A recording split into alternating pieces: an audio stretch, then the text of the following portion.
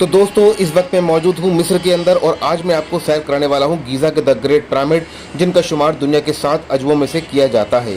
दोस्तों क्या आप जानते हैं कि मिस्र के पिरामिड इंसानों ने नहीं बल्कि एलियंस ने बनाए थे। कई लोग ऐसा ही मानते हैं और उनका दावा भी है, लेकिन असलियत इससे भी ज़्यादा हैरान करने वाली है। The great pyramid of Giza में 23 लाख से ज़्यादा पत्थर लगे हुए हैं। हर एक पत्थर का वजन 2 टन से 80 टन तक का है।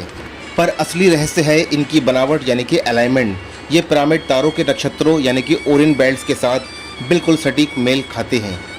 बाहर चाहे जितनी भी झुलसा देने वाली गर्मी हो, पिरामिड के अंदर का तापमान हमेशा 20 डिग्री सेल्सियस ही रहता है, जैसे कोई नेचुरल एयर कंडीशन अंदर चल रहा हो। दोस्तों हज़ारों साल बीत गए, आज भी साइंटिस्ट ये नहीं समझ पाए कि बिना किसी आधुनिक मशीन के ये कैसे बने। दोस्तों जैसे कि मैंने आपको पहले बताया था कि कुछ लोगों का मानना है, कुछ लोगों का मिथ है कि इसको एलियंस ने बनाया है या फिर मिस्री गुलामों ने बनाया है, लेकिन रिसर्चर का मानना है और कुछ इतिहासकारों का मानना है कि इन गीज़ा के ग्रेट पिरामिडों को वेल स्किल्ड जो इंजीनियर थे, वेल स्किल्ड जो कारीगर थे, उन्होंने ही बनाया है।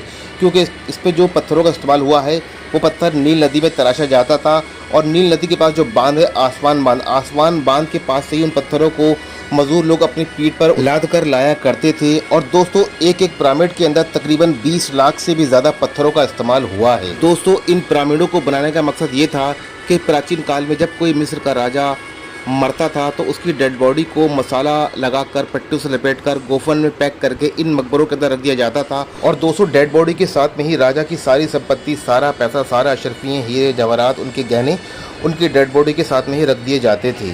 और दोस्तों कुछ इतिहासकारों का मानना ये भी है कि प्राचीन मिस्रवासी पुनर्जन्म में विश्वास रखते थे कि दूसरा जन्म होगा तो हमें यही शरीर मिलेगा। दोस्तों मिस्र के ये पिरामिड क्या वाकई में बादशाहों के मकबरे हैं या कुछ और, कमेंट्स में बताएं।